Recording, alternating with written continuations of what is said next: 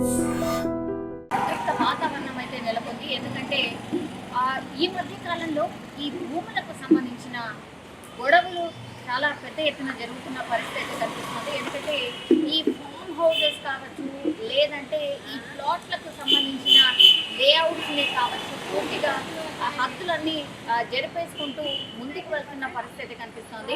అయితే ఇక్కడ పర్టికులర్గా ఈ ఇన్సిడెంట్లో మాత్రం కోహెడలో ఒక ఫామ్ హౌస్కి సంబంధించిన యజమాని, ఆయన పేరు వచ్చేసి బాలరెడ్డి, సర్వే నెంబర్తో సహా ఇక్కడ ప్లాట్లు కొన్నటువంటి వాళ్ళైతే వాళ్ళు ఒకటే చెప్తున్నారు, ఇది కోహెడ సర్వే నెంబర్ 951, 952లో ఈ ప్లాట్ ఓనర్స్ ఎవరైతే ఉన్నారో ఈ ప్లాట్ ఓనర్సే ఇప్పుడు నేను చెప్పినట్టుగా ఈ బాలరెడ్డి ఆయన మీద కంప్లైంట్ చేసింది. ఎందుకంటే వీళ్ళ ప్లాట్లని ఆనుకొని ఆయన ఫామ్ హౌస్ కట్టుకున్నాడు. ఆయన భూమిలో ఆయన ఫామ్ హౌస్ కట్టుకుంటే ఎట్లాంటి ప్రాబ్లం లేదు, కానీ పూర్తిగా ఈ ప్లాట్స్ ఎవరైతే ఉన్నాయో ఆ సర్వే నెంబర్లో ప్లాట్లు కూడా ఉన్నాయి.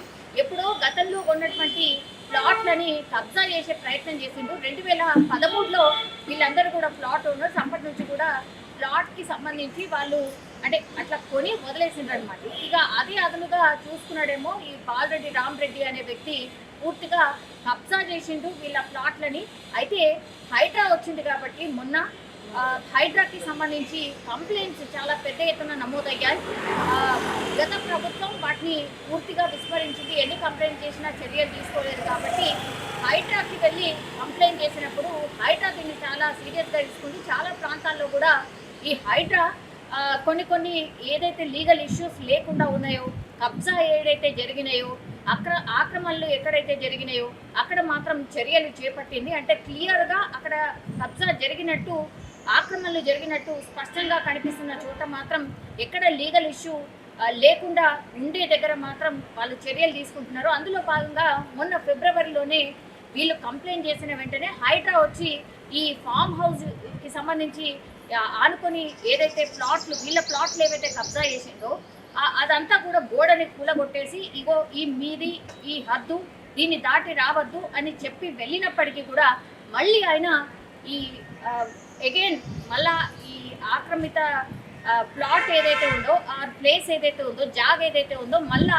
అక్కడి వరకు వచ్చి కొంచెం కంచె వేసే ప్రయత్నం చేసిందట. ఇంకా లాభం లేదనుకొని వీళ్ళు పోలీస్ కంప్లైంట్ కూడా ఇచ్చి మేము పొజిషన్లోకి వెళ్ళిపోతున్నాం కాబట్టి మీరు అతను మళ్ళా మా మీద దాడి చేసే అవకాశం ఉంది, దౌర్జన్యం చేసే అవకాశం ఉంది, పోలీస్ ప్రొటెక్షన్ మాకు ఇవ్వండి అని 3 రోజుల క్రితం పోలీస్ అఫీషియల్స్ దగ్గరికి వెళ్ళి హైడ్రా కూల్ చేసినటువంటి దగ్గరనే మళ్ళా కట్టిండు.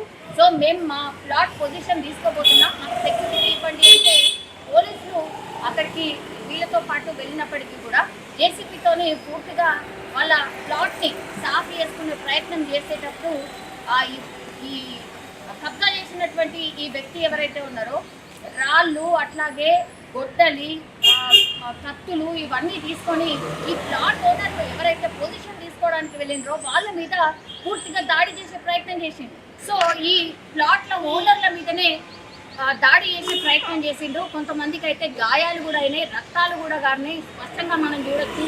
ఈ గొడ్డలు కావచ్చు అండ్ దాని తర్వాత తలవార్లు కావచ్చు అవన్నీ కూడా ఆ జాగల పడి ఉన్నటువంటి పరిస్థితి. సో దీని మీద పోలీసులు అటు ఈ కబ్జా చేసినటువంటి వ్యక్తి నుంచి కావచ్చు, లేదంటే ప్లాట్కి సంబంధించిన ఓనర్లు కావచ్చు, వాళ్ళిద్దరి మధ్య గొడవ అవుతుంటే పూర్తిగా వాళ్ళని సపరేట్ చేసే ప్రయత్నం చేస్తున్నారు. అయినా సరే ఈ కబ్జా చేసినటువంటి వ్యక్తి మాత్రం పూర్తిగా దాడి చేయడానికే ప్రయత్నం చేస్తున్నాడు. అట్లాగే లేడీస్ అని కూడా చూడకుండా వాళ్ళ మీద కూడా దౌర్జన్యం చేసిన పరిస్థితి కనిపిస్తోంది. ఇప్పుడు పోలీసులు కబ్జా చేసినటువంటి వ్యక్తి ఎవరైతే ఉన్నారో హైడ్రా ఆల్రెడీ చర్యలు తీసుకున్న తర్వాత మళ్ళా కట్టడం ఏంటి, సో ఈయన మీద చర్యలు తీసుకోవాలంటూ మళ్ళీ కంప్లైంట్ అయితే దాఖలు చేసిన పరిస్థితి. అట్లాగే ఇట్లా కొట్టాడు అనేటువంటిది కూడా ఎవిడెన్స్తో సహా పోలీసుల దగ్గర ఉంది కాబట్టి ఆయన మీద చర్యలు తీసుకోవాల్సిందే అంటూ ఇప్పుడు ఈ కోహెడలో పెద్ద ఎత్తున ఆందోళన చేసిన పరిస్థితి కనిపిస్తోంది. ఇప్పుడు ప్లాట్ ఓనర్స్ దగ్గరనే ఒక రకంగా పూర్తి ఎవిడెన్స్ ఉంది. అంటే హైడ్రా కూల్చివేసిన తర్వాత మళ్ళా కబ్జా చేసే ప్రయత్నం ఒకటి చేయడమే కాకుండా అట్లాగే దాడి కూడా చేసిండు కాబట్టి కఠినంగా చర్యలు తీసుకోవాలి అని ప్లాట్ ఓనర్స్ అయితే కోరుతున్న సిచ్యువేషన్ అయితే కనిపిస్తోంది.